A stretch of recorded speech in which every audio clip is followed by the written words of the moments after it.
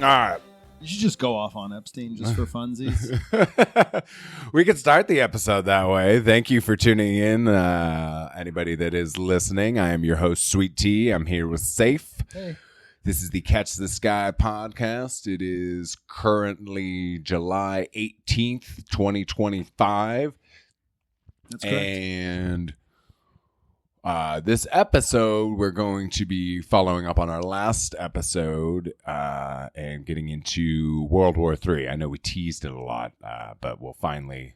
Speaking of teasing... We'll finally go balls deep. Yeah, we'll give you a little bit more than we did last time. But I could, for funsies, if you wanted to, just go off on fucking Epstein for 5 minutes or less. But we've got some dogs humping each other over here, which is just... This is why we need to get the video component completely involved. I don't know if the video would work. Yeah, right. Too many distractions. You got to do a lot of editing as it is. Yeah. Now we add video editing. Oh my goodness! It's just look at the look on Pam's face of just going at it again. Just help me, just help me. That's for snap. It's hilarious. Are you on social media, T? Are you doing that? We have the podcast is. I try to keep my involvement limited, but I do have plenty of dogs humping dogs videos. I feel like you're more on Instagram than anything. Yeah, Catch the Sky podcast. Yeah. So we are on Instagram. We are on social media. It's on Spotify, YouTube. You can find us anywhere. Be sure to leave a comment, subscribe to be updated when we release new episodes, or to see our lovely girl-on-girl dog videos. We could probably start like an OnlyFans or something with this, right? I believe you could start an OnlyFans for anything. Oh, man, there's already a penalty kick? We got a Spain and women's soccer match on here, and there's a penalty kick already. Wow, she's digging in her ass. There is so much going on. There is so much going on today in the Love Shack. It's July 18th, 2025. You and I, we've been talking about this idea of being a World War III podcast. And the last few episodes we've talked about it. We continue to hint and tease about the end of the world because we were kind of living in it. And there's a good chance that obviously we'd be part of it. And hopefully this is a digital... Oh, she missed it. This is a digital archive of that record of what's happening. There's a lot of things happening in the world. Mm-hmm. We were talking about Sudan earlier. We were talking about Kenya. Mm-hmm. Ukraine ongoing. Gaza ongoing. Iran's now involved. Iran, bombings in Iran have occurred. There's been some indications that the nuclear facilities that Iran, they had 3 areas kind of shelved in the mountains. And there's some reports out even today, July 18th, that the intelligence reports are that it's done for, that they've ruined the Iranians' ability to make nuclear weapons. So I'm just going to play devil's advocate here just to start just get right into it. Devil's advocate meaning what? Like, because you could be one man's devil is another man's guardian angel, right? Yeah. No. Let's not assume a position. Right. So, but the idea is, or at least from the American media, is that Iran can't have nuclear weapons. If they get nuclear weapons, they're going to use them to... I don't know if anybody's in favor of a nuclear... To bomb Iran? their neighbors. But... Gulf Arab nations are not okay with this? Right. So from that perspective, that's where I'm playing devil's advocate. Does Iran have a right to a nuclear weapon? Goodness, the legs on that woman. I don't know if we can... I am going to... that wow. Anyway... I don't know why more people don't watch women's soccer. They are the shorts are. One person suggested that if they shorten the field, it would speed up the game because I think people want more action. Mm-hmm. They would get so tired. Because with the shorter field, they got to do more of that planting, and that's where a lot of your energy goes, right? But they're playing on the same side. I think they, it's getting the same size pitch as the men's pitch. And so the game might look a little slower, so people are like, oh, it's not fast enough, is the complaint That's the aesthetics complaint. Well, they need to get over it because, aesthetics are different all over the world. Obviously, the men's have an advantage historically as far as with their marketing. Right. But getting back to... I'm going to be able to stay on track? Yeah, Iran. Because some legs gotcha.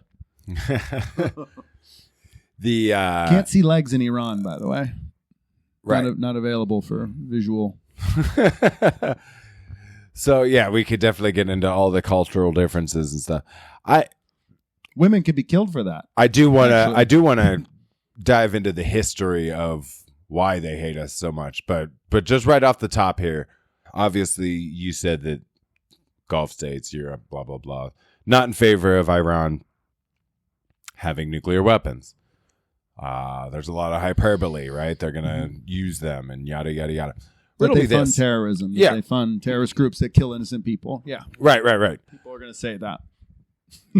So, North Korea, state-sponsored terrorism, and we got the same rhetoric there, right? They're going to use them. They're going to use them. They're going to use them. They're going to use them.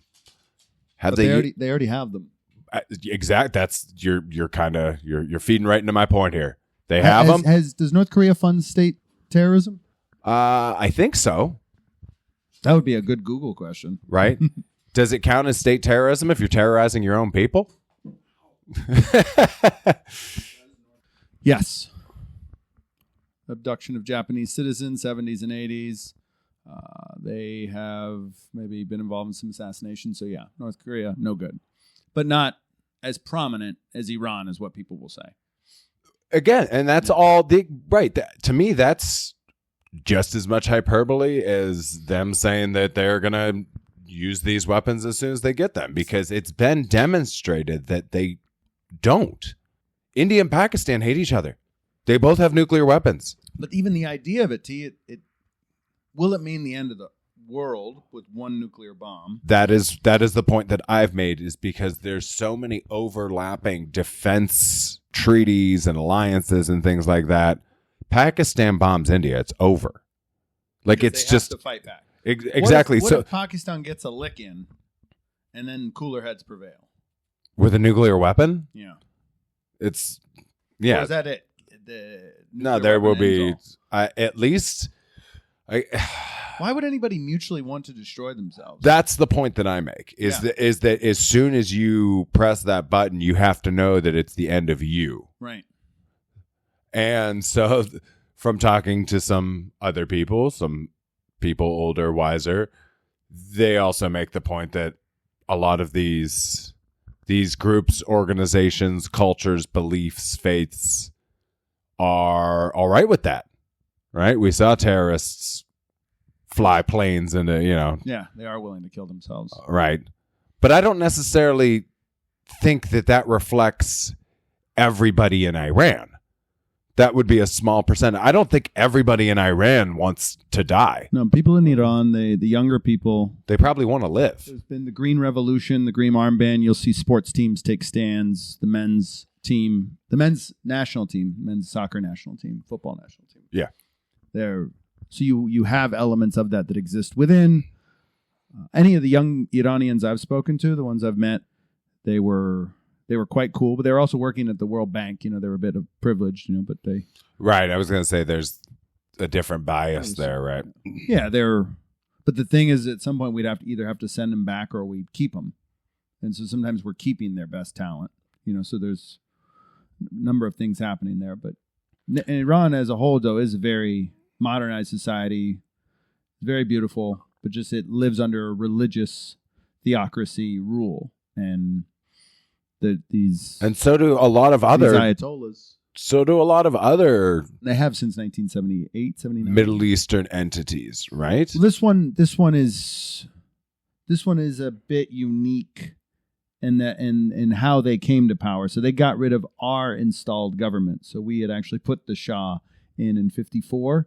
Mm-hmm. We had uprooted the democracy that was already kind of partially existing during that time, post-World War II. This is the point I was making with somebody regarding Afghanistan the other day is what are we doing? we go over there and favorable governments, right? Well, they're trying to nationalize oil, and we want access. We want free. We're I mean, ultimately, that is what it's really neoliberal about. politics. Yeah, neoliberal. They'll dress it up sorry. in 18 different ways, but yeah, it's really all just about resources when it comes down to it. We don't give a fuck about the people or anything there. But when we pretend we do, we go over and like, let's use Afghanistan as the example. We're there for we left them behind 15, 20 years. And everybody that I talk to is like, well, look at what was happening during that 15 to 20 years.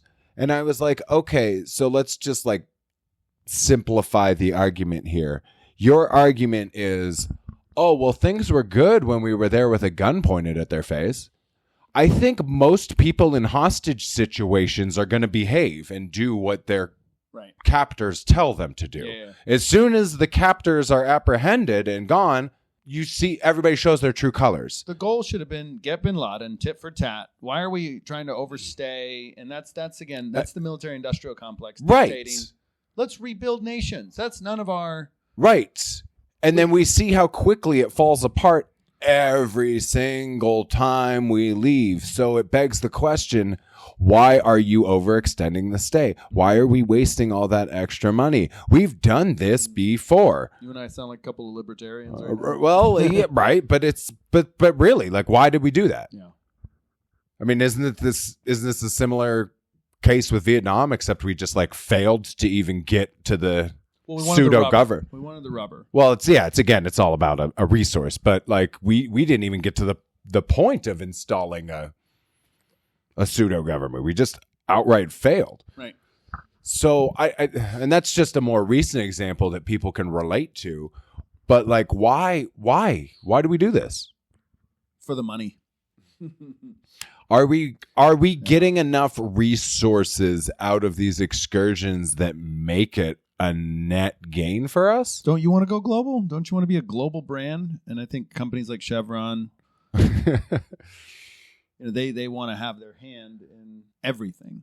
And I don't know what that is about world domination. I know there's a couple key figures currently as we talk more about World War III. There's some players who people seem to be hell-bent on global domination. It just seems to be the game. Was it Risk? Did you ever play Risk as a kid? I played Risk. I played Settlers of Catan a couple times. Uh-huh. Yeah. My biggest one was Civilization. So like, if you want to talk terms of like, which is a computer game. I don't want to own the world. Computer game. Civilization is amazing. Just want to win a Super Bowl. That's it. Right. Yeah. So it's getting into the motivation for even wanting to do that. And so there's this, why do I need to? Because if Chevron doesn't do it, some other oil company will, right? It's going to be Shell. It's going to be right. ExxonMobil. Not Citgo. Because it's funny, because to me, I've seen, we all have a friend that's like, they have these dreams, but they can only accomplish them after X, Y, and Z has been achieved first, right? Mm-hmm. So it's almost like, oh, well, the world will reach its full potential once we've all united under one banner, and then we'll be able to go out into the stars and explore the galaxy and yada, yada, yada, because we'll have peace on Earth. And it's like... Is that banner Western diplomacy? I don't think that any of that's like ever realistically going to happen, because you're always going to have people that are going to want to, fight for their right to party in their own way, shape, or form. And so how many Alexander the Greats and Genghis Khans and Napoleon still figured out how to live together with Hitler's, all exactly, the different factions, right? So it's how do we allow? This is why homeowners associations are necessary, because you have so many different personalities, and you got to keep order somehow. Like, how do we keep the streets clean?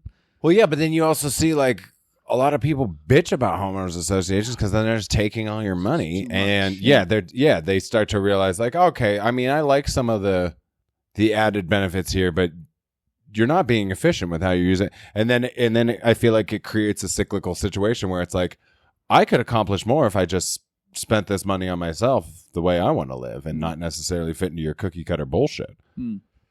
Like, I can mow my own grass. You know what I mean? But it does. So we're trying to create a world where everyone can consume.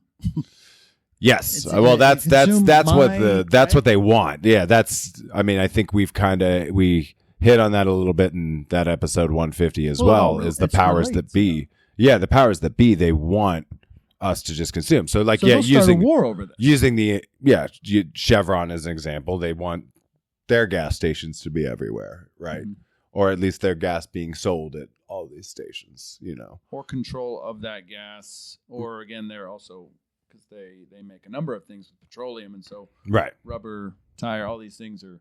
I don't think people realize how much petrol is involved in everything. Plastics. Ugh. So glass. What isn't made, right? Like, so it's, and if you can control that market, you can control everything. And so they're willing to, and they're in such powerful circles that they can influence to the point where they're willing to push for global dominance, where they need the U.S. military to come in there and aid them in control. So it's like, okay, what are we in Ukraine for? I know Trump was talking about the rare earths. Israel feels like they just want full control of that land because they believe it belongs to them historically, if you have like a Zionist perspective. Yeah. I don't know what olives are they. Are they there for the olives? Every bombing that I see that they do, everything's just reduced to rock and rubble. And so I just think it's more of a spiritual, maybe if they do this, then Jesus will actually come home, I think is some Christians' belief. I know that, but you got to roll out the red Africa. carpet. I was trying to talk about Sudan earlier, like yes. a lot of rare earth materials there. So again, that was my question. Yeah, because obviously we don't talk about Africa as much, but it's a huge place. Yeah, and it seems like it's the most untapped, obviously, at this point. So are people starting to move in that direction? And Chinese have tapped in. Yeah. I mean, but it's not completely built out yet, so you know what I mean. So yes. like they are tapping. Tapping is happening. No, we've been taking diamonds, we've been taking like big flower industries. There's a lot of where like stuff comes from is really fascinating. You could do a whole podcast on that. I just saw Blood Diamond. Yeah. The movie with Leo DiCaprio, he was on the list. Yeah. But you know who else is in that movie that I'm going to bring up? Because my goodness, I've seen her in a lot of things, but I don't know if I've ever seen Jennifer Connelly look so beautiful in my entire life. She, in that movie, for whatever, maybe it's just the hair, She definitely makes the movie worth watching. She is, yeah. She's great. I mean, she's a great actress, but I'm not going to shy away from the fact that she's also beautiful. One of my first girlfriends, Lorraine, looked exactly like her. Oh, really? And so I wasn't just trying to hit Lorraine and quit it. So I was trying to build a deeper connection, and it got really emotional. And she ended up trying to shoot me with a gun. Oh, that's not good. Yeah. That's not the ending of that story. No. That took a turn.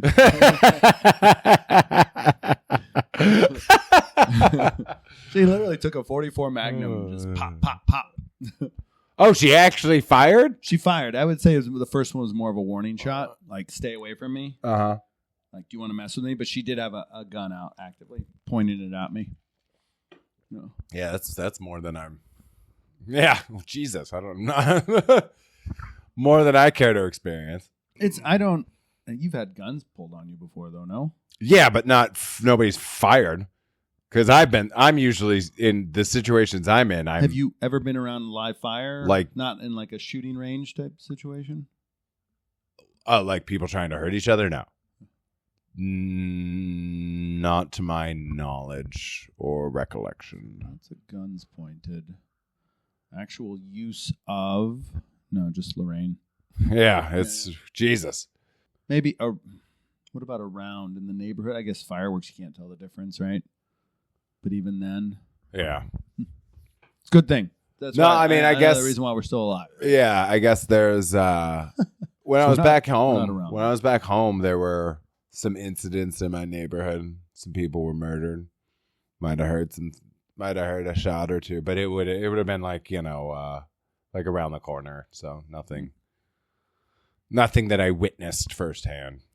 And the whole component to combat is that,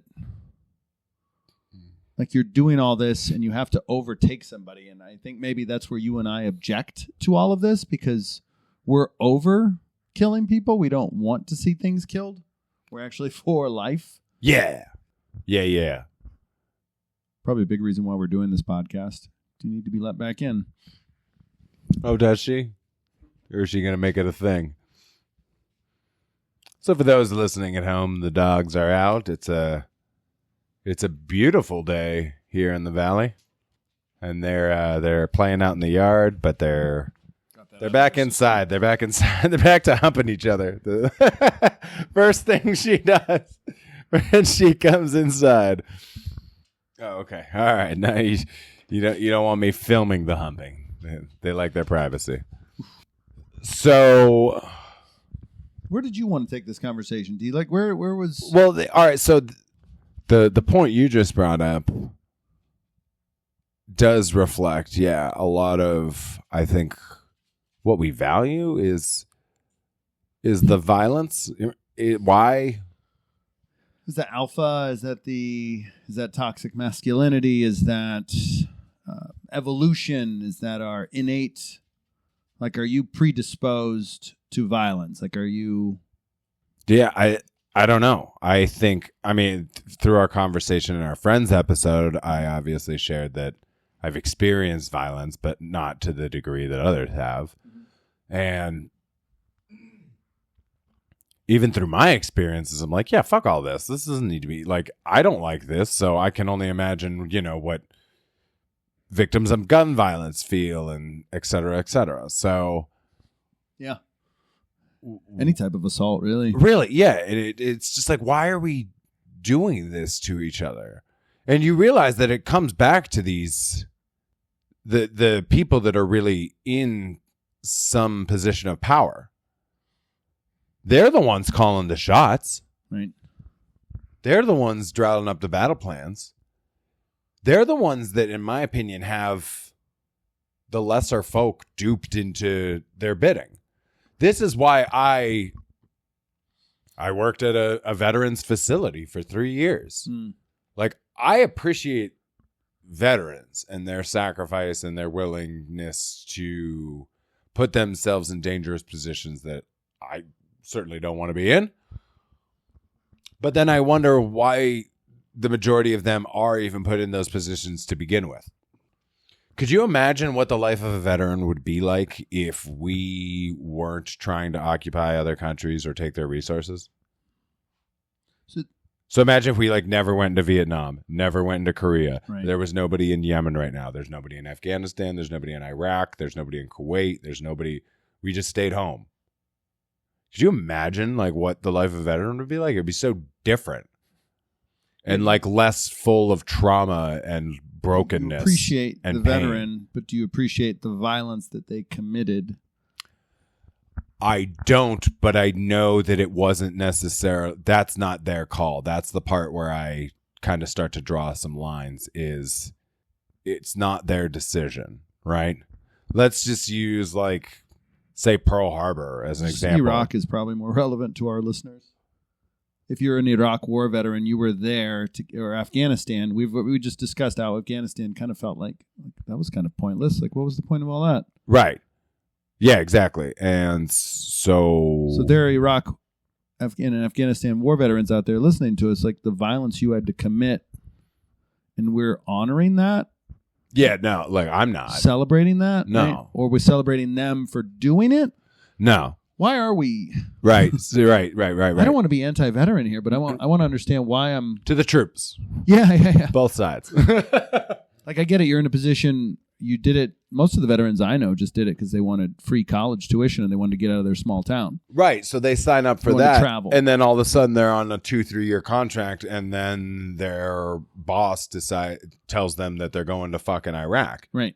You can't. And your option is go to Iraq or be court-martialed and go to jail now because you signed a fucking contract. There were some estimates that over 1 million people, civilians, were killed in the war in Iraq. That's because we could fight over the numbers, where you're getting your numbers from. Can we just settle on a number and for this purposes of this conversation, 1 million people. So am I honoring the veteran that had to kill one or two of those? Because each one, I don't know. Right. But not all those people were bad people. They were just in the wrong place at the wrong time. Correct. Right.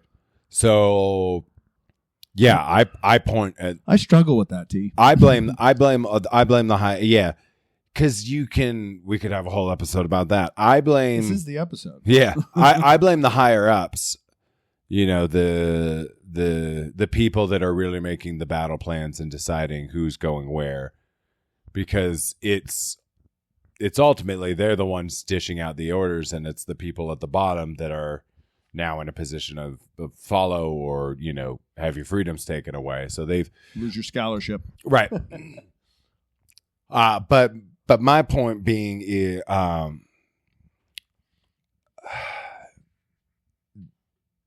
guess you can make the case that it is up to each individual, right, to if they want to go through with that. So then you get into a deeper conversation of like, does this person understand what they're signing up for and the violence that they're going to commit and yada, yada, yada. And if they do know that in advance and they still go through with it, are they a good person worthy of your respect?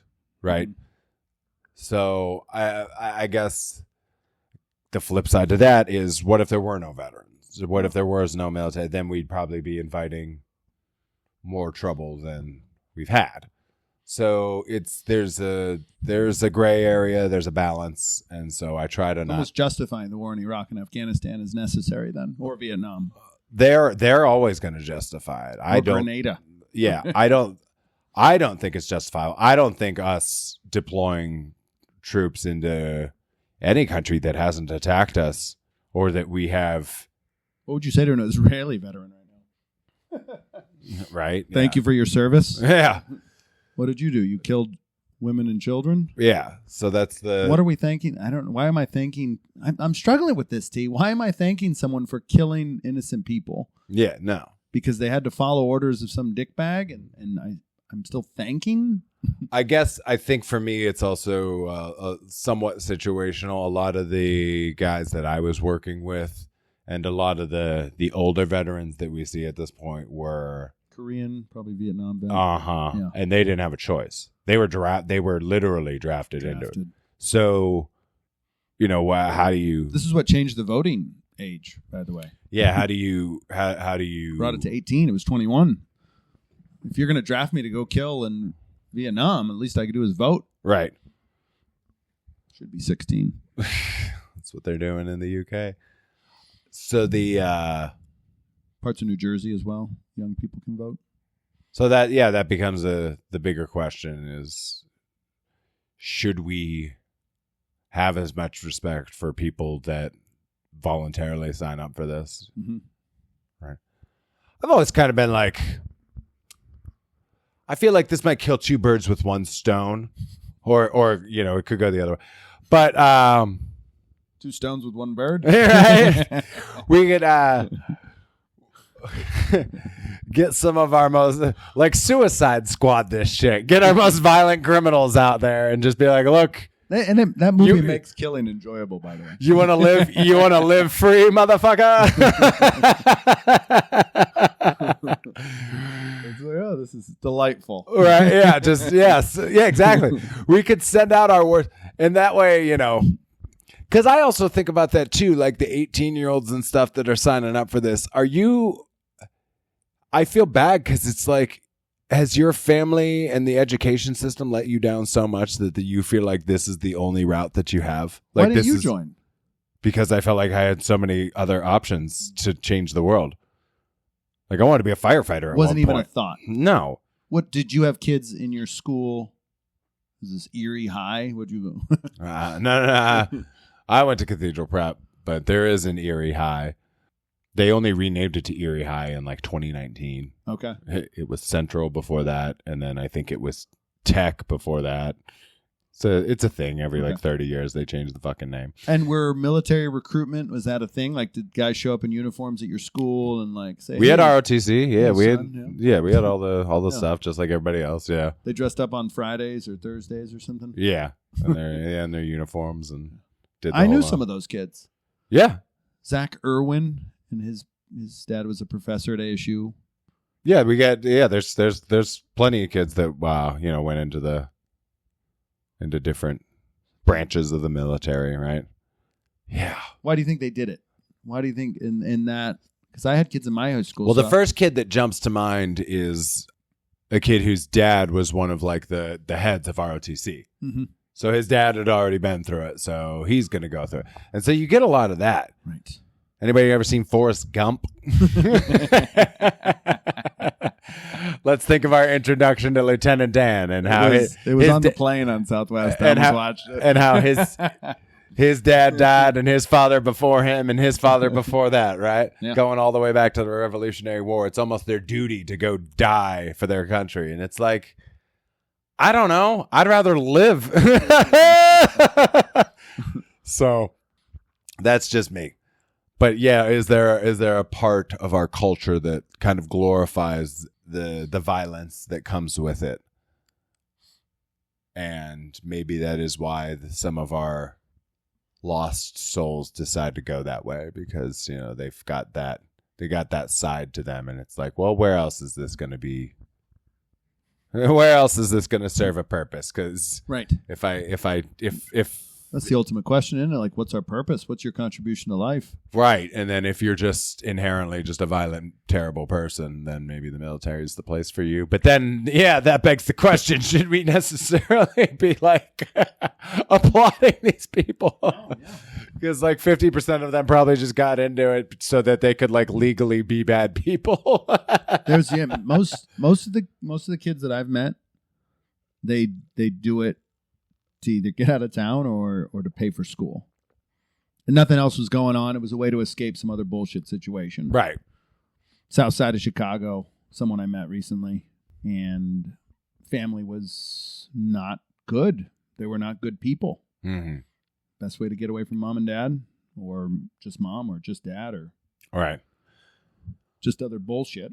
But then, yeah, you got to look into... And those conditions sometimes are intentionally created so that they can keep the supply chain going of active bodies. Well, then to groom for violence. This is a different type of grooming now, not the Epstein type of grooming. This is the violent grooming we're talking about. Right. Follow orders.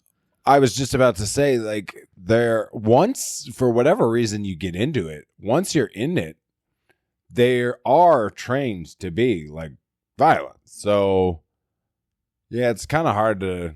Justified, because it's deterrence through strength, right? This is the... Well, and see, that's where... Peace through strength. That's where I feel like the whole conversation just makes one big circle, because if like the whole thing is deterrence and yada, yada, yada, we have more nuclear weapons than fucking anybody. And so we've shown and we've used them. The only country to do so. We're actually the ones who are actively... Yeah, we're the only ones to do that. The rest of the world points that out, but Americans hate that example. Oh, I point it out all the time. Yeah, because you want to talk terrorism. You want to talk terrorism. Like, we sponsor state terrorism. Yeah, what's more terrifying than vaporizing 100,000 women and children in... I just don't want the Iranians to get a free pass, personally. I think Iran has caused so much harm. And what's missing from a larger... And this is a quick tangent, T, and I apologize. But no, go for it. Just... Hamas is funded by Iran, and Hamas is not welcome in Gaza and Palestine. Like, the Palestinians that are there, they don't like them. Mm-hmm. They've never liked them. They've demonstrated against them. There's, if our listeners are interested, there was protests in 2017, 2019, like going into October 7th. After October 7th, there's like, they're not happy. And so Iran does not get a free pass. It doesn't justify what Israel's doing, what we're continuing to do. Mm-hmm. But it's like, if I can get rid of all of that evil, I'm okay with that.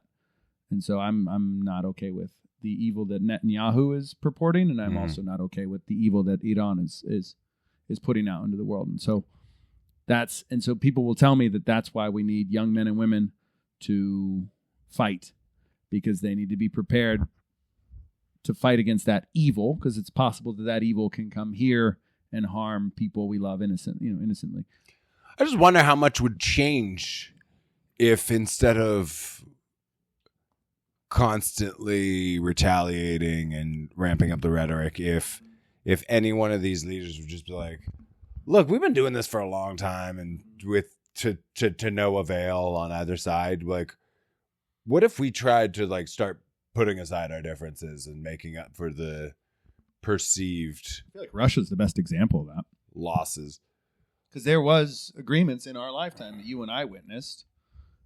Gorbachev, Reagan, tear down this wall, right? You have, this is Boris Yeltsin and Bill Clinton kind of forging a new alliance. And after a while, they were like, fuck your system. We're going back to our old system. Here's our buddy Vladimir Putin. Yeah. How do you deal with a guy like that? Right. Because he doesn't seem to be, I mean, I've never talked to him. He doesn't seem like he's reasonable. Right. And that's why we need young men and women to go kill him. But we're not actually going to try to kill him, because if we did, it might start a domino effect of nuclear. Right. And he's shown, is he crazy or strong enough to do it? He seems like he would. I don't think he would, because he knows. Because he knows if he does, then we would. He just wants his shore back. But that's the thing, is he wouldn't get it. There's no guarantees that everything is out of your control after you're dead. Right.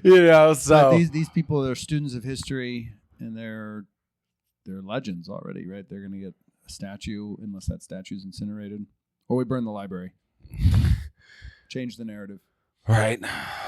Which is what I think you were going for, if we changed the narrative and we tried something different. But if that's who we're trying with.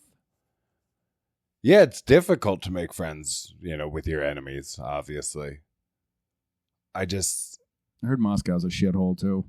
Just go to St. Petersburg. It's much nicer. I just don't know. Like, we've demonstrated that it doesn't work every single time that there's any, like, just there are no real winners in war. You know what I'm saying? That's what I'm saying. Is the economic benefit of any of this ultimately worth it at the end? Is there a net gain from doing all this? Because, like, you talk about petroleum, oil and stuff, and think of how much we use to engage in these operations. Mm-hmm. Like, wouldn't it just be like somehow easier to just be like, look, we could burn up all this fuel and come in there and fuck your nation up for 15 years if you want us to. But we'd really love to negotiate something where we can get some of that and have this be a mutually beneficial situation. Right. And if you don't like that, then we can come fuck your shit up.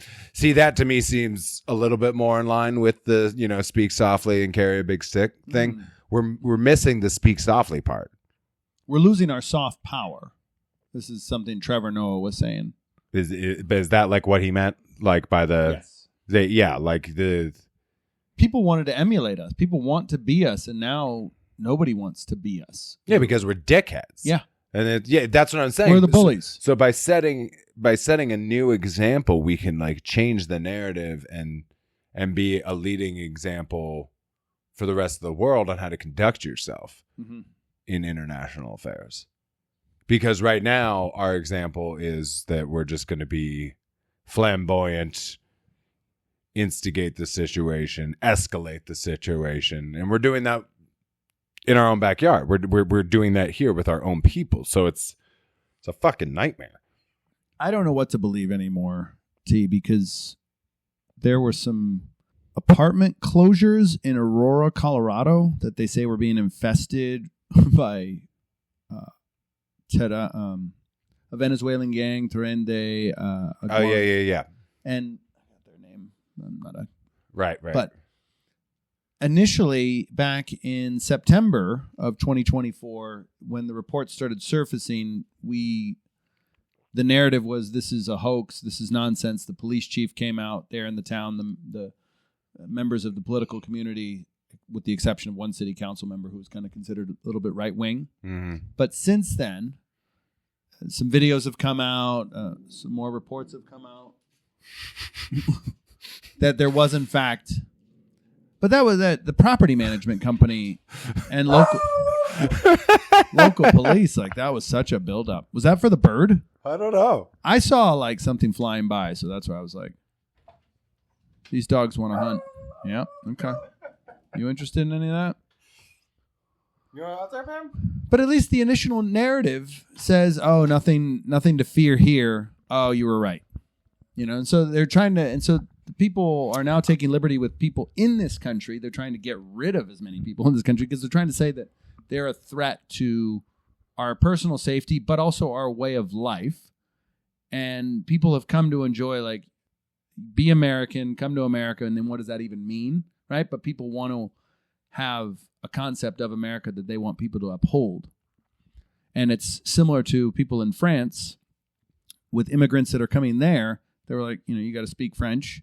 And for God's sakes, we want you to, I'm exaggerating here, but we want you to eat baguettes and we want you to wear berets. Like, we want you to be French. Like, there's a way to be. And America is so eclectic, but there still is kind of like the all-American, that the narrative that we've constructed and put out for the world that we sold the world on in the 50s, 60s, and 70s, and 80s, and so forth, right? Like, that narrative, the 90s narrative, right? People loved Americans, the exportation of the NBA, of course, is there, hip-hop, all these things, blue jeans, fashion, just, yeah. So but now that's no longer the case. I was going somewhere, but yeah, I had to stop right there. No, yeah, it's funny.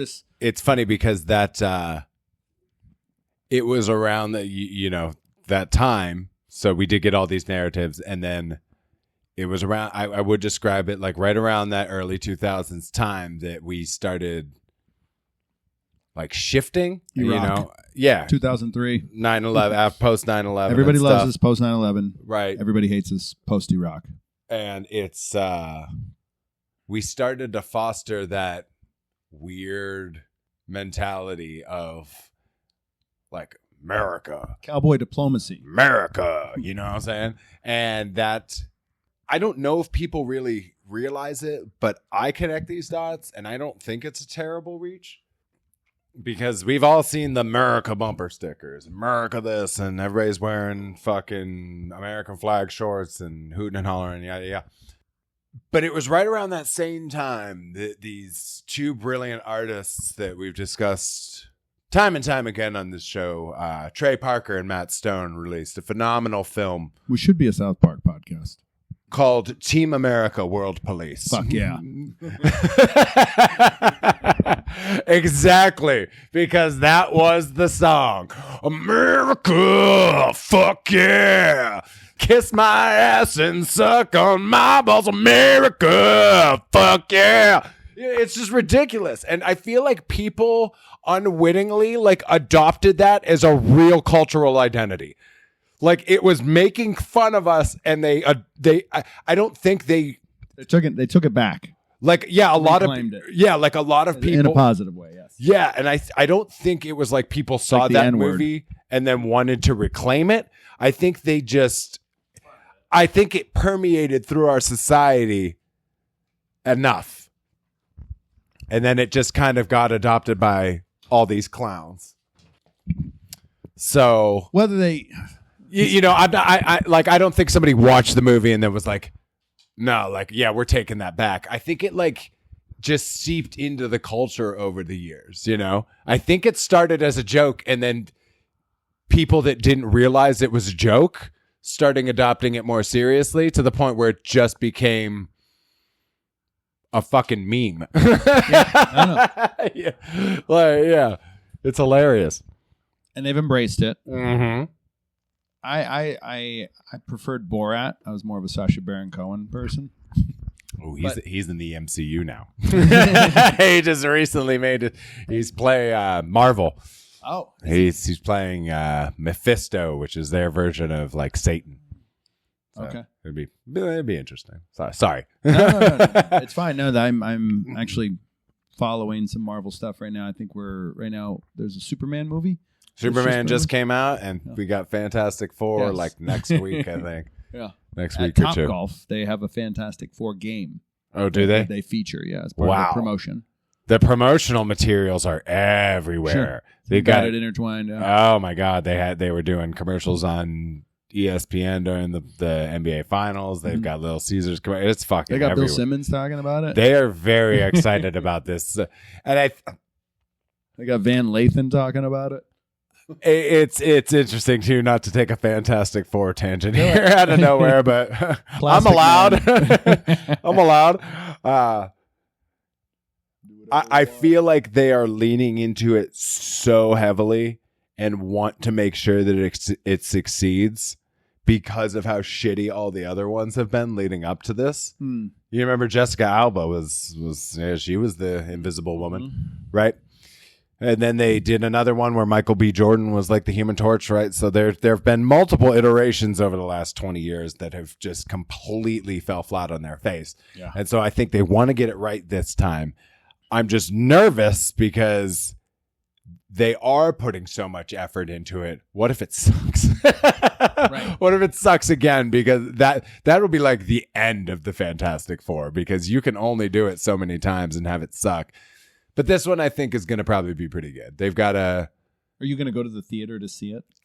I don't know. I may. Maybe not IMAX, but... I heard you're supposed to see it on IMAX. Yeah, that's what they say for everything. That's what they say for everything, because the IMAX tickets are more expensive. The F1 movie apparently is definitely you gotta. Well, I can understand that a little bit more because it's built around the sensory factor. Like driving an F1 car is no joke. But Fantastic Four. How did we get here? How did we get to Superman? We were talking about... You mentioned Sacha Baron Cohen and yes, Borat. Borat. And Borat, to me, during that time, similar to Trey and Matt with Team America, but also making fun of America. And then people kind of adopted it. Like, we're just like, yeah, we're okay with that. And... Yeah, it was like, it was satire showing us the worst side of ourselves. And people were like, oh, yeah, that's cool. I will just be that character. Yeah, you almost... It's like, all I have to do is be this. This is how I wear it. And so they've almost like a brand. They're creating brands. Right. And now people are adopting it even more. And like it comes in the form of Charlie Kirk, but he's kind of he's just replicating characters that he's seen. That guy's a fucking idiot. He really is. He's trust the administration, T. He's so fucking stupid. Like, yeah, I wish we had half the money he had so that we could actually promote our shit like appropriately. He was like Donald Trump Jr.'s assistant or something. That's how he was on his campaign team. Turning Point USA. He's just a dumb fuck. He seriously is. They came over here and like knocked over Turning Point USA people. They came over and like bullied a trans professor who teaches English at Arizona State University, and just like there's video out there, their video which they edited, and then the actual video that you could see. Also, like the Epstein video. Yes, yes. It's like for 1 minute, right? Yep. A minute, just and he killed himself. And, so the best part of all of that. And I promise we'll get back more to international affairs in a moment. The guards were like asleep. So the video that they released, it's missing a minute, but additionally, the two doors in the forefront of this video, I think the implication is that this is Epstein's cell. It is not. Not the door that takes up the majority of the frame, not the door to the right of it, not even the door that you can see through two panes of glass that surround the guard station. So there's the front pane, but then you can see out of the back of the guard station because there's another hallway behind them. And you can see one door out of 8 in that hallway. And that one door is across the hall from Epstein's. So this would all make a lot more sense if you had a diagram on a piece of paper. But long story short, to the left of the frame, you can see into another hallway, but you can only see one door out of 8. And that is not his door. His door's across it. So his door is not visible in the footage at all. Yeah. It's 100% not visible. Stinks. So even without that missing minute, it's possible that somebody could have gone over there and opened the door and you wouldn't have even fucking seen it because it's not in view. So, yeah, that whole thing is a fucking joke. But then it makes you wonder, knowing how many people are involved and caught up in all of that, if like we talk about, people have brought it up before, like Putin's got Trump in his back pocket. It's like if Putin's puppet. Yeah, exactly. So if he has any of the intel on the Epstein stuff, they could just be blackmailing each other. So then you start to see how if all of these various foreign leaders are able to blackmail each other through all of this scandalous bullshit, how that could just lead them to being like, no, fuck you. We're just going to fire missiles on you and stuff. We'll kill you before you have the opportunity. I buy that narrative. It's not a stretch, I don't think. We've seen other people, Epstein, for example, killed to keep the truth quiet. And if the whole thing is like backroom deals and it's corrupt and it's all about money and we'll just spend money to get you elected or not, to not exist, or we'll create smear campaigns about you and we'll make you look stupid. The whole thing seems made up. Like this whole thing is manufactured. And if that's the case, what better people to do it than actors? So Donald Trump, reality TV star, perfect. He looks great on camera. He performs well on camera in impromptu situations. Vladimir Zelensky, also another actor, right? And so let's just... J.D. Vance wearing a lot of makeup, at least, trying his best to look good in front of the camera. But noted author, right? Like, so he's good at framing narrative or constructing narrative. Went to Yale. He's a smart guy, right? And so these people all of this has been blurred, and it has been getting blurred. Entertainment versus actual reality. And so now we're at a point where art is imitating our lives, and it's actually happening, and we're watching this episode play out. And Trump is better for television than Kamala Harris would have been, right? And so and Hillary Clinton, right? So this is we wanted. So then it comes back to like, who's really running the show here? Is it these private, is it the fucking entertainment providers and the oil oligarchs, or is it the people that are in Congress? I mean, I think Carlin's made the point for well before we did that. You say Carlin, you mean George Carlin? Yeah. The politicians, basically from the federal to the local level, are all installations of private entities. Mm-hmm. They're sponsored by private entities in some way, shape, or form. It's very rare that you meet any politician in any elected position anymore that doesn't have ties to some sort of business. What's the new crypto coin called? I don't know. Is there a new one? Well, it's stable coin is what it is. But okay. They spent a lot to make sure that the people that were elected to this congressional delegation were very crypto favorable. So now the stable coin is a reality. There's 2 more other major pieces of legislation that could come soon.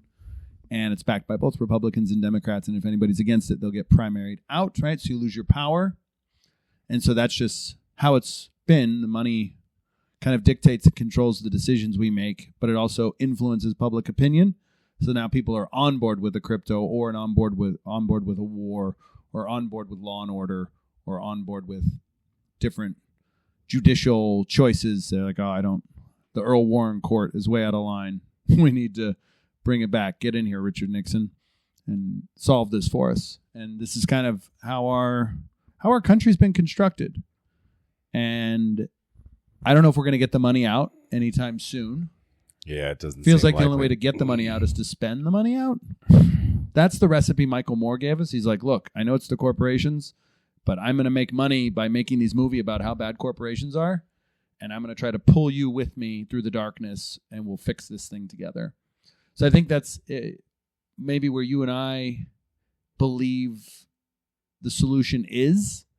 We have to somehow we have to come up with the money-making idea. We have to be Trey and Matt. We have to be Borat. We have to almost keep making fun of the thing until we can reverse course or get the moneyed interests into that. And that's why I've always believed, like, hey, maybe Nike, at least helped us through George Floyd and Black Lives Matter.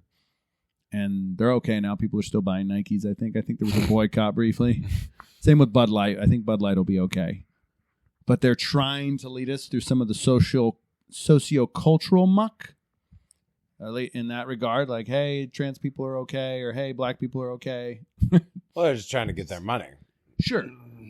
Well, because they have buying power too. That's really, I'll make the argument Barack Obama didn't go into his presidency for gay marriage. He was wishy-washy on that. He wasn't that liberal. Mm. But gay donors would show up at his San Francisco meetings and be like, bro, we give you shit tons of money. The least you could do is support us and get, help us. And then he comes out. He's like, oh, yeah, I'm for gay marriage. And then the Supreme Court, John Roberts Court. Yeah, well, now we're on to the John Roberts Court. Yeah, so is everything always going to be driven by, because again, that just comes back to what started the conversation is the private entities, the resources that they have access to and the things that they produce. Mm-hmm. Is that ultimately what drives the majority of the decisions that are made nationally, internationally? Illusion of Choice, episode 1. Yeah, so... Should probably do episode 1 again. So what do we do about that? So what do we do to combat these huge mega corporations that are already... I try to make the best consumer choices possible. I vote with my dollars. The smartest thing is if we actually all got back to creating and planning our own shit and making our own stuff. AI is going to make that easier, T. The farm equipment that is available, you're going to have an army of drones mowing your lawn and tilling your fields and doing the things, and it won't fail. It won't go to sleep. It'll work through the night. It'll do the work that needs to be done, and you might be able to have that actually. Agenic AI is going to wipe out. Speaking of World War III, Agenic AI is going to wipe out white collar jobs here in the next couple of years. So now all these white collar college degree folks are going to probably be driving Uber. Well, no, they won't because Waymos will have taken over. So we're burning Waymos at this point. Are we burning them at a quick enough rate to keep the Uber drivers employed? To where you'll that'll be the. They successfully tested here in Arizona in Tempe, Scottsdale. They won't come to this neighborhood, by the way. They are so close. They won't come to our neighborhood in Arizona. They're so close, though. They've expanded very north. They're basically imagine a U around us at this point, because I've seen them farther north, just out past 32nd. They're where the affluence is. Mm-hmm. Yeah, they're in the Cave Creeks, North Scottsdale area, but they're not in my hood in Glendale. No. Not even coming close. And I don't, what we call this, this is Central Phoenix? Yeah. They've expanded. They're getting there. Right. Well, if you say Central Phoenix, I would think Waymo does come out here, but can you get picked up in a Waymo? Not from the house. No. I think if I went down to Northern. This is a nice enough area to... Yeah, that's what I'm saying. They're closing in. They're closing in. We're by the Point Resort near Thunderbird Mountain. So North Mountain, right? North Mountain, and Thunderbird. Gotcha. The other one. No, that's not Thunderbird Mountain. No. Sorry, that's Thunderbird Mountain's by my parents' house. Yes. North Mountain and Shaw Butte. Jesus. Yeah, I feel like Waymos would come out. Okay, so yeah, I don't know what people are going to do. And maybe we're just going to have more time on our hands to think, and maybe we'll be more peaceful, or people will join the military more, or people will join, I don't know. And even then, the military could be replaced by drones, because that's what you're seeing happen in Ukraine, right? Ukraine and Russia are both deploying drone wars. Just both have drone armies just coming in there and just bombing the shit out of each other. Iran floated the same thing. Did they? A small drone aimed at the navel of a certain somebody. That's the thing with we're kind of against. I'm against Iran in a lot of regards. There's a number of reasons why. Just for someone who's a person of Middle Eastern origin and someone who lived in the Gulf and has family in and around the world, Iran are a bunch of dicks. At the end of the day, the people of Iran are cool, but the religious theocracy of a government, I don't want to deal with. Religious. How I feel about whack jobs. The military. You know what I'm saying? But I don't want to deal with Southern Baptist whack jobs here, or FLDS whack jobs here, or just Christian zealots here in the United States. Those people freak me out just as much. They're everywhere. That's what I'm saying. And they're the ones wanting Israel to move Palestine off the map so they can reclaim it because they think Jesus will come back. Yeah, the whole thing is.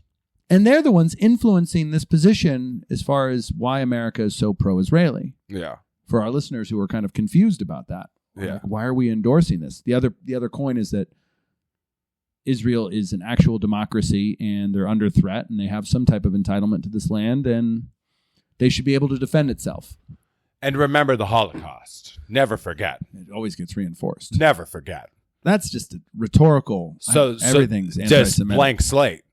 The Holocaust happened, so don't be anti-Semitic. Dude. So they can do whatever they want. We're being anti-Semitic now. Everything's anti-Semitic. Exactly, and that's you're losing the argument. By the way, we're rolling our eyes at that one. Even MAGA Nation, like you have to get the MAGA nuts on board because that's how you're going to get the Epstein files out.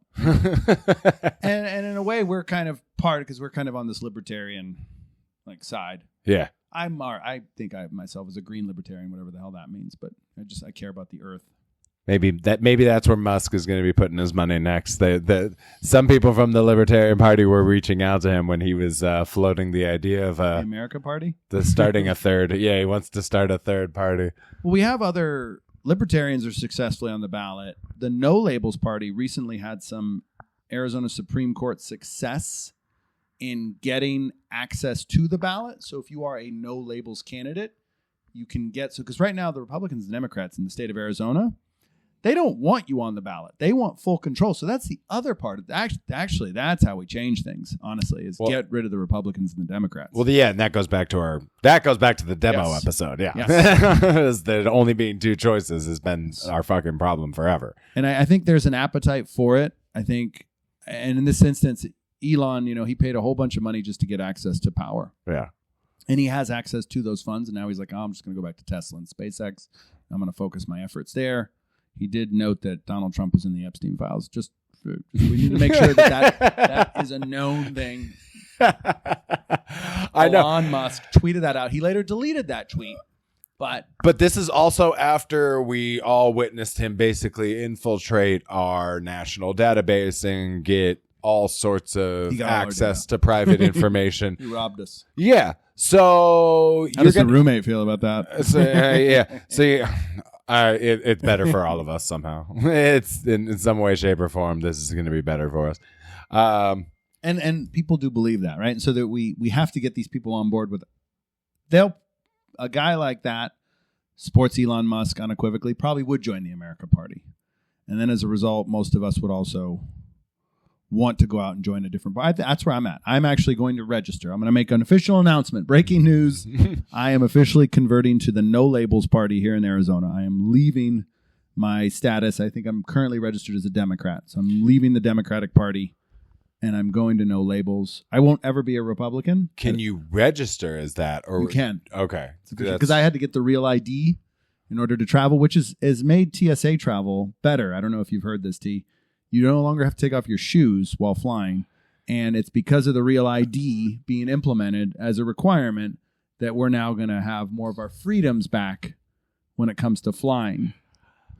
Now we're at the precipice of the. It's all so stupid. I was talking about this with my grandfather the other day.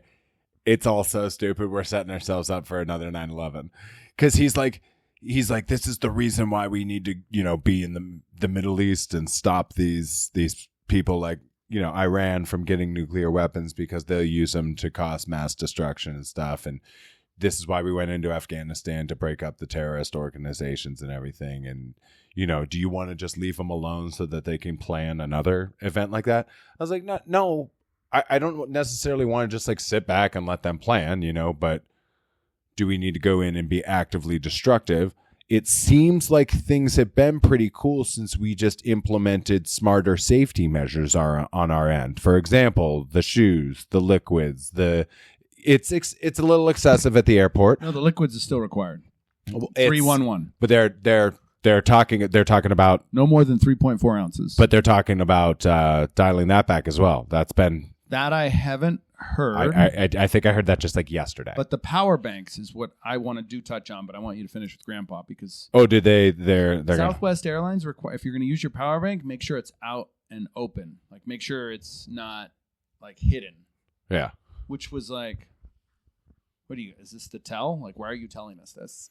Right. So if there is another 9/11, maybe it has something to do with the power banks. Well, for sure. Yeah, you could. Yeah, I'm obviously not an engineer and don't know how you would put together something like, but somebody, I feel like, yeah, you could see how that could be weaponized and something. Regardless, I think they're scary. Them dialing back safety measures that were implemented for good cause. Richard Reed doesn't necessarily. That's a good cause. I just tie it all back to 9/11. Okay. I in my mind, which we don't believe, by the way. Right. That's a whole. We do not believe 19 people of Middle Eastern origin, 15 Saudis, and a hodgepodge of other Arabs took over the cockpit with box cutters and took over 3 planes, and then the other one was shot down in a field in Pennsylvania. Yeah, just near your house. That.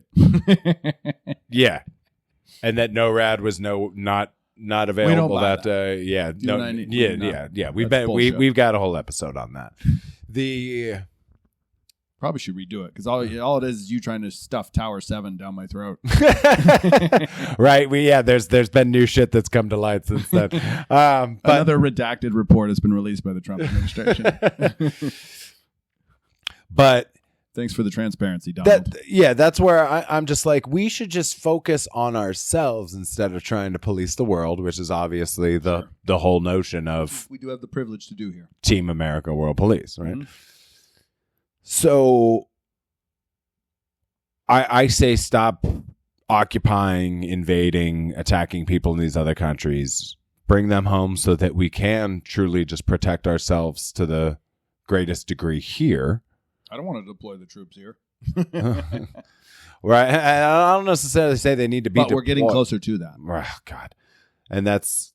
They did relieve half of the National Guard out of Los Angeles recently. Mm-hmm. So the National Guard, those who are unaware, were stationed in Los Angeles, and they were like, why are we here again? Well, that's the thing. But if we're going to have all these people active, whatever, just have them fucking patrolling the eastern seaboard, the eastern western seaboards, our borders. Have them run all their fucking exercises. Could you imagine how deterred anybody would be from trying to fuck with us if the concentration of our military was on like the southern border? Was on our east and west border, like along the coasts. No, they're worried about the southern border, T. Right. Well, That's where the Venezuelans got in. Right. I guess What if they militarize the border? It is their right. It is our country. We are allowed to do that. But you're getting in the way of trade and commerce. I don't think people realize that. Like they were like, stop deporting all these people, especially the farm workers, and the fact that in the meatpacking plants were crying in Nebraska. Right. Yeah, you're gonna go work for maybe all those white collar jobs. They're gonna be meat packers now. They're gonna go pick the fruit, and they're gonna go cut the cows. And that's I'm no longer an architect. I have to just cut meat. I guess I don't necessarily want like the borders to be military because I think especially I think I haven't been to Canada in a while, but like when going in and out of Canada, like. The experience is relatively easy, non-controversial, yada, yada, yada. Mexico is a little bit different, right? To me, this is how I would run things. I would have sent, instead of $145 billion to just continue terrorizing people, I would have demanded new facilities, new ports of entry be established, new administrators hired to those places. Let's expedite the process of getting in legally so that the concept or idea or temptation of doing it illegally just makes no fucking sense. You know what I'm saying? Mm. Why would you and people in my family make the case of, well, like, because they're claiming asylum. Once you get over here, then, you're here and blah, blah, blah, blah, blah. And it's like, well, is there some sort of like hybrid approach that implements all of these things? So say, again, we had instead of our military being deployed all over the place, they patrol the East Coast, the West Coast, because we have our Navy. That's like what I am focused. Navy's on the coast. Yeah, the Navy's on the coast, right? Because there's actively? Well, yeah, why not? I mean, because we got to give them something to do. Beyond Norfolk, because all these people are deployed, and right now their job is to fuck around in other countries. It's like they're in bases, yeah. You could. We have strategic holds in the Mediterranean, Australia. Obama ramped that up again. Right. So, like, we haven't mentioned China once. All right. I haven't even mentioned it. Can Hi, China. is there a way? Do we need to continue again policing the world, or can we just bring those people back here? Because if we don't, they're going to go fuck around in the Philippines, and we have to fight if the Filipinos fight. See, and that's the like. Do we have to always be? We're in if they're in. If they throw a punch, we're right there with them. We also threw the punch. Right. But do we need to? Is it more beneficial for us to be in these areas strategically, or would it just be better and more peaceful and less antagonizing if we just brought people back and just protected our own house? Because again, I think getting into, we can bring up China now. I think they're going to be less incentivized to go after Taiwan, us, or anything if they know that, say, for example, like 50% of the Navy is at the ready right off the Pacific coast. Right. You know what I'm saying? Like if they know that all it's going to take is one day before we show up in a force that they are not prepared to deal with, it's just a deterrent. You know what I'm saying? I think of as opposed to our shit being spread out all around the world. That's and us. part of the that's part of the hegemony that keeps us. As soon as Paul Kennedy, he was I want to say he was a Yale economics guy. Mm-hmm. He wrote this book, The Rise and Fall of Great Powers, 1500 on up. And it was a very influential book 20 years ago when I was in college. It was like making the circuit. Gotcha. I was told to steal it from the library. A libertarian professor at Glendale Community College. He was like, just go get Paul Kennedy, Rise and Fall. And so, but that's part of our might. By turning inward, we're actually losing our global power and then making us less relevant. We don't want to. So that's been. Is that true though? So he gives the historical examples, 1500 on up, and notes that when countries or great powers do turn inward, he looks at the United Kingdom and he looks at the Ottoman Empire and the Russian, just various, yeah. And so based on those examples, yes. But let's just say, because concept of imperial overstretch. So if our listeners want to Google that, imperial overstretch. Right. So there is, let's use Britain as an example because we're living in America. If they had maintained that level of so the Austrian Empire, imperial overstretch, we would be 150, 200 years into the East India Company. We'd still be drinking tea here. Like, is that necessarily a better world? Mm-hmm. Right. And so we kind of see the benefits of the UK going back to constitution. Maybe things didn't get better for them, but for all the areas that they were fucking with, it seemed like things got better. It's creating an instability. So I want to clarify like the definition because our listeners might be like, what the fuck is imperial overstretch, right? Mm-hmm.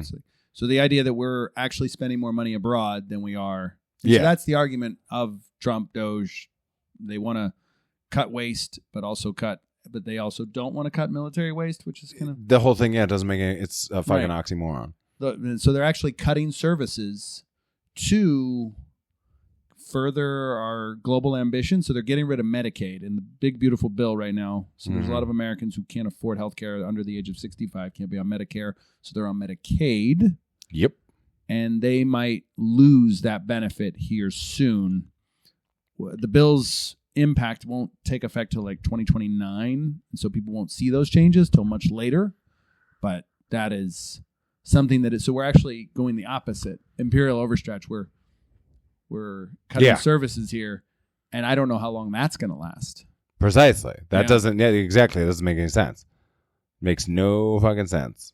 It's the opposite of America first. So. But yeah, my whole point is. Would it not be more beneficial to just focus on ourselves and invest in ourselves? We would be so much. And so maybe this is Bernie Sanders is on Joe Rogan. And with agenic AI coming, maybe we are going to work less. And that's actually what Bernie Sanders wants. He doesn't want us to burn a 50-hour work week, 40-hour work week. Like we should be. he's the socialist, right? So he wants us to kind of adopt some of those Scandinavian protocols where maybe we are happier only working 30 hours a week. Yeah, of course. And I'm pushing for that for a while. How do you double the population of the earth and then continue to keep everybody doing busy work? That's only here. But that's why we're right. And is that why we're on top? Is that what makes America? Well, I'd venture to say that we're not on top. Yeah, I know. Because we're seeing China lap us in technology. Post-Team America. Yes. We're seeing China lap us in technology. Especially on artificial intelligence. Right. And then the funny thing is we spend more than the next 9 countries in defense spending. We spend 3 times as much as China, who is passing us. So they're spending 1/3 of the money, but they're getting ahead of us technologically. And people are going to say, oh, well, that's because they're stealing propriety, stealing different technology and yada, yada, yada. Well, according to Paul Kennedy, we're approaching that decline.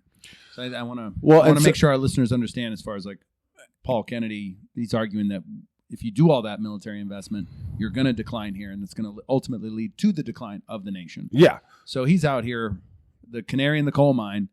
We got to knock this shit off. And then you see how China is not spending as much as us on military, and they're starting to. But yeah, we're still they're second, and we're 3 times as much as them. They have so many people though to take care of. Right, and so you start to see how them investing in themselves, they have raised the GDP of their country, the average salary, lifespan, everything has improved for their people. They're getting better. It's still very polluted over there. Right? Yeah. But they're that's because our factories are over there. They need to make iPhones for us, and they're so that our listeners can listen to us. Yeah, and their downloaded episodes on their phone. Thank you. So they but to me, I'm like, oh, okay, they're doing things just way more efficiently with their money. And then people make the case, oh, well, they're stealing from us. And it's like, okay, well, here's a novel concept that we're already engaged in that maybe might help us. Maybe instead of, quote unquote, leading the world with all these new inventions that China's just going to steal and improve upon, start stealing their shit better. You know what I mean? Like, it goes both ways, and we're already engaged in espionage. So why are we not just doing the same thing and putting our dollars? We are. But it's clearly not paying off as well for us. They're not telling us that. Well, what they are telling us is that we're spending 3 times as much as them on defense spending. I'm hoping that we're doing some quality espionage. That's what I'm saying. To me, I feel like we have some shitty spies out here. It took us a while to get some of the secrets. So that's the other thing is our government isn't transparent. And so to get everything's always fucking redacted. I want all of the new cars to be able to do the 360 in place thing, like all the fucking BYD and whatnot. So you're getting reverse cameras. Right. Only the Hummers can do that. You got to spend $200,000 for it. It is odd how the technology flows here slowly. Like there are so many more advancements in other parts of the world, and we're just like we're just going to go slow because it disrupts the market. Because they're still able to sell these massive flat screen TVs, even though we're kind of beyond that in other parts of the world to some degree. Like the TVs have gotten there, but if we can just continue to sell more of the same over and over again, we're maximizing, and then they'll eventually roll out another great new feature. And here you have to have this now. It's like the update to the iPhone. It's like nothing really has changed except you're getting a better camera and maybe an operating system slightly better. Pay us $2,500. I don't know how much new. Yeah, but I'm a sucker. I'm an Android guy, so I'm buying Pixels for $400 a pop. Still probably made wherever. Still made, right? In China. It's listening to us right now. Yeah. It'll try to sell me things based on what we talked about in this episode. Yep. Probably Paul Kennedy books. I'm trying to think of what I've gotten a lot of, what my most suggested advertisement has been lately. I don't know. It doesn't feel like we have a lot of choice, T. It just feels like but at least we have the freedom to talk about it, which is, I guess, if we're going to compare China and U.S., I could hear some of my listeners screaming, yeah, but China doesn't have the freedom to do what you and I are doing. Mm-hmm. So that's the difference. Like maybe they can have a spinny car or maybe a little bit more tech in the toilet, but we're free. We're part of what the Magna Carta created. We're the Declaration of Independence. Is this where we start to tease our free speech episode that is going to highlight what happened to me the other day? I don't know why we're not talking about that. I figure that's more like personal and emotional for you. Oh, we could definitely start up another recording about that. That deserves a platform. We could. I'd be happy to talk about the. That was a hell of a day. Our listeners need to know about our adventures and our hijinks, especially when it comes to the Goodwill Center. Oh shit! Did the jacket come? It might be. I do that shit all the time. I do that shit all the time. I do it all the time, dude. As I took it out, I didn't want it to just sit in the car. And then you took it out and set somewhere, and then you forget that it's there, and then I do that shit all the time. It's all right. I should have just let it sit in the car. It probably melted to the seat. It come from Goodwill. I was like, I don't want this in my car. God knows how quickly the things that are on it will start growing. Yeah. All right. Bed bugs. All right. Let's wrap this up by taking just a view from 10,000 feet and look at the risk board here that we've got laid out in front of us, and then we'll get into the hijinks of that. Israel's still clearing out Palestine. And it seems like we're going to let them do it. A number of countries, Ireland, China, are advocating against Israel as far as their use. So there was talk recently when Netanyahu flew to the United States. He flew over Italy and France, and they didn't arrest him, and they're legally required as members of the World Court that they were supposed to, because he is wanted for war crimes, and because Israel and the United States don't play in that, it's hard to enforce. So they are under obligation per the World Court to take that plane down and arrest Netanyahu, and they didn't do it. So it is a known thing, not known here to most Americans unless they're on like the specific TikTok algorithm that is allegedly making them anti-American and pro-Palestinian and pro-Hamas, they say, which is bullshit, but whatever. Yeah. We need to make that distinction that we're not a pro-Hamas podcast. Yeah, no, I just even my friend in Palestine, Muhammad Nasser, who I was fortunate to speak to like for January, December, he was like, I hate fucking Hamas, but he has to live there. And he's just trying to get a roof off of his water. He's eating canned goods. He's just trying to survive. He doesn't want any help, but he doesn't like Hamas. Right? Yeah, right. That's right there is the point that I'm making, where we have the luxury of talking about this. Other people are just worried about fucking not dying right now. You know what I mean? Like they're not worried about fucking listening to a fucking podcast. They're worried about like feeding their kids and keeping all of their limbs, which is, fucked up. So if you can start to put yourself in their shoes, maybe you'll understand why people feel the way that they do. Empathy. And so now we're fighting over empathy now. Fucking that's empathy. Right. It's ridiculous. That's another episode right there. Just have an empathy conversation. I gotta piss. You're pissing. I'll finish up with Ukraine still being invaded. We got a pisser right here. Oh, I gotcha. Yeah. The dogs might join you. Ukraine, they're going back and forth with Russia. They just had a massive drone strike. We kind of hinted on that. That was probably about a month ago. They struck a number of Russian airfields, took down a number of Russian bombers. Obviously, Russia retaliated, so that whole situation is ongoing. Lots of drones involved in that.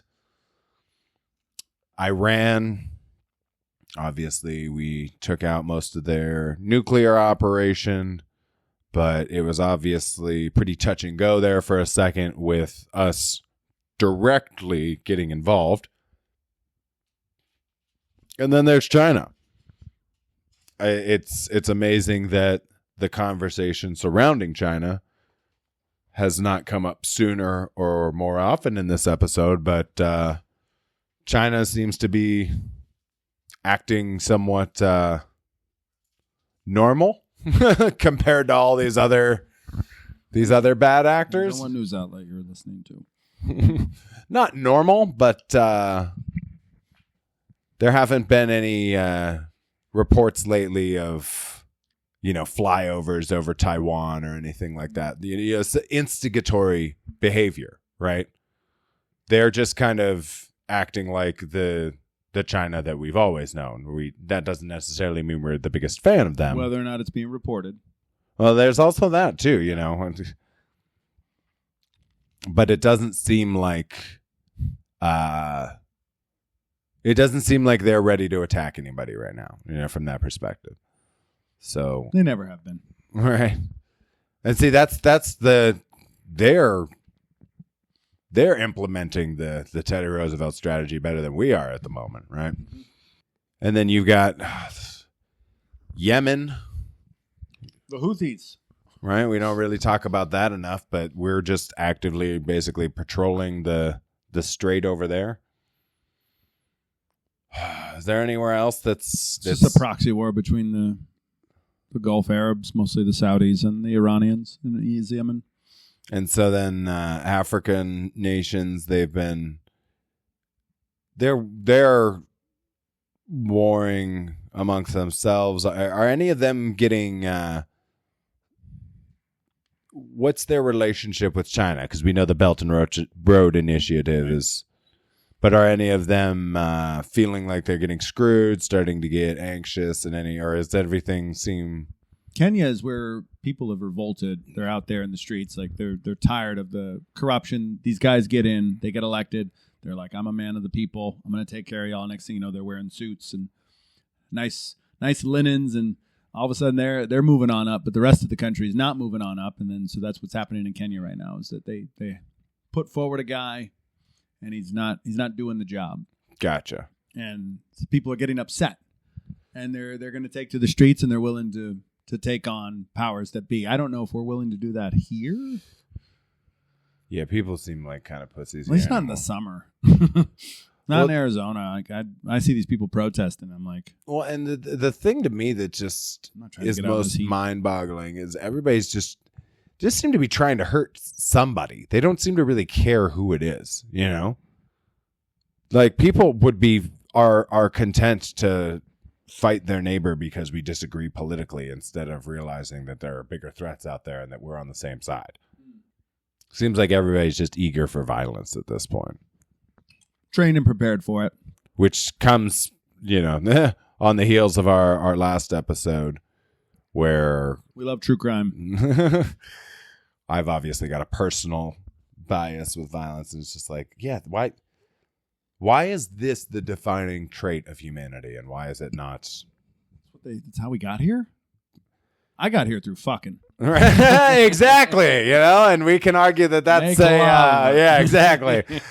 Making love. So make love, not war. Feel like making love. Get off I'll make love to you like you want me to. I saw Boyz II Men back in February. they were at Innings Fest. What a random. It was fantastic. Poor Frank. Fantastic. But I think that's probably a good place to wrap for this one, unless there's anything that you wanted to add.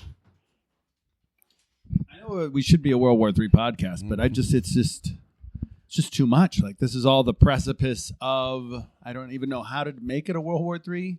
Right? I like checking in every few months. Yeah. It's just because if it's going to happen, it should happen in our lifetime. And if it is the end of the world as we know it, I want to let the listeners know I feel fine. And with that being said, you can subscribe to new episodes by searching for the Catch the Sky podcast on Spotify, YouTube, Instagram, Facebook, Apple Podcasts, really anywhere the podcasts are available. Leave a comment, share with your friends. Thank you for listening, and until next week, keep trying to catch the sky.